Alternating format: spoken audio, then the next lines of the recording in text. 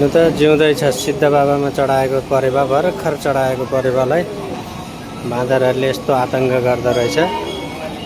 बिचरा बच्चो अझै तडपिराखेको छ, भर्खरै खाइदियो।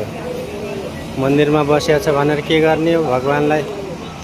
यस्तो भगवानको नामभर बजरङ्गबली भनेर के काम लाग्यो र भन्नु त?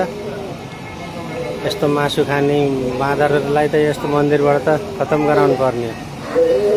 भर्खर चढाएको हो तर भर्खरै यस्तो तरिकासित खाएर खतम गरिदियो। हेर्नु महाराक्षस रहेछ, बच्चा हातमा छ। यस्तो छ, परेवा च्याप्प छोपेर यो हरिबिजोग गराइदियो। परेवा चढाएर राम्रो काम गर्छु, परेवा चढाउँछु भनेर यस्ता यो बाँदरको हातमा दिनु पर्दैन। भगवानले पाउनुभयो भन्न भएन। अब यस्तो कसैलाई मार्न परेको छैन। यहाँ सिद्ध बाबामा परेवा चढाएर केही फाइदा रहेनछ। हेर्नु बिजोग साह्रै मन दुख्यो। आफ्नो अगाडि जो चढाएको परेवा हेर्नु चटपट